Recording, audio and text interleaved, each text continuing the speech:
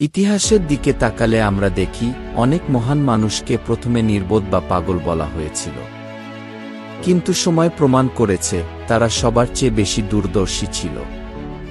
আজকে আমি এমনই এক গল্প বলবো যা আমাদের শেখাবে নিজে বুদ্ধিমান হওয়া আর বুদ্ধিমান হিসেবে স্বীকৃতি পাওয়া এই দুটো সম্পূর্ণ ভিন্ন জিনিস। এক দেশে এক রাজা ছিলেন যিনি তার রাজ্যের সবচেয়ে চতুর মন্ত্রীকে উপদেষ্টা হিসেবে নিয়োগ করেছিলেন। এই মন্ত্রী এতই জ্ঞানী ছিলেন যে রাজা তার পরামর্শ ছাড়া কোনো বড় সিদ্ধান্ত নিতেন না। ফলে দরবারের অন্য মন্ত্রীগণ মনে মনে ঈর্ষা করতেন। একদিন রাজা হাসি মুখে বললেন, তুমি তো অনেক বুদ্ধিমান, কিন্তু তোমার ছেলে তো একেবারেই নির্বোধ। মন্ত্রী আশ্চর্য হয়ে বললেন, মহারাজ, আপনি কেন এমন বলছেন? রাজা বললেন, প্রতিদিন সকালে আমি যখন জনগণের সঙ্গে দেখা করতে বাজারে যাই, তখন তোমার ছেলেকে দেখি। আমি তাকে জিজ্ঞাসা করি, সোনার দাম বেশি না রূপার? আর প্রতিদিন সে বলে, রূপা।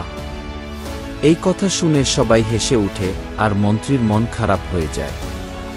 মন্ত্রী বাড়ি ফিরে ছেলেকে জিজ্ঞাসা করলেন, তুমি কি জানো সোনার দাম রূপার চেয়ে বেশি? ছেলে বলল, হ্যাঁ বাবা, আমি জানি। মন্ত্রী বিস্মিত হয়ে বললেন, তবে প্রতিদিন তুমি ভুল উত্তর দাও কেন? তখন ছেলে ধীরে ধীরে মুখ খুলল। ছেলে বলল, প্রতিদিন সকালে রাজা আমাকে ডেকে দুটি মুদ্রা দেখান, একটি সোনার, একটি রূপার।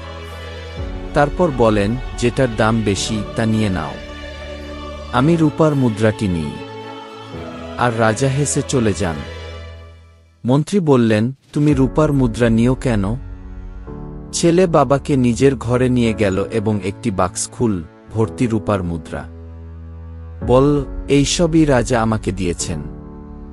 ছেলে বলল, আমি জানি যদি একদিন সোনার মুদ্রা নিই, রাজা বুঝে যাবেন আমি আসলেই বোঝার ক্ষমতা রাখি। তখন তিনি আমাকে আর কিছুই দেবেন না। বরং এখন প্রতিদিন ভুল উত্তর দিয়ে আমি প্রতিদিন একটি রূপার মুদ্রা পাচ্ছি। আর এতে রাজাও খুশি থাকেন। আমি কি একটি সোনার মুদ্রার জন্য আমার ভবিষ্যতের প্রতিদিনের লাভ হারাতে চাই? এই কথাগুলো শুনে মন্ত্রীর চোখে জল চলে আসে। সে বুঝে যায় তার ছেলে নির্বোধ নয়, বরং একজন সত্যিকারের দূরদর্শী। বাস্তব জীবনে এমন অনেক মানুষ আছেন যারা চুপচাপ নিজের মতো করে এগিয়ে যাচ্ছেন।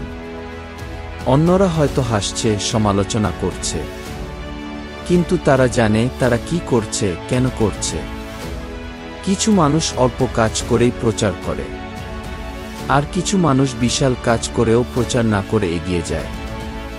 এই গল্প থেকে আমরা শিখি, সত্যিকারের বুদ্ধি মানে হলো নিজেকে চিনে নেওয়া এবং বাহ্যিক প্রশংসার আশায় নিজের পথ হারিয়ে না ফেলা। যে জানে সে কি করছে, সে কখনো হারে না। তুমি যদি জানো তুমি যা করছো তা সঠিক, তাহলে অন্যরা তোমাকে পাগল বললেও, নির্বোধ বললেও তুমি তোমার লক্ষ্যে পৌঁছাবেই। তোমার চারপাশেও এমন কেউ আছে যাকে সবাই ভুল বোঝে। তাহলে এই গল্পটি তার সঙ্গে শেয়ার করো। কমেন্টে জানাও তুমি কি ভাবছো এই গল্প নিয়ে।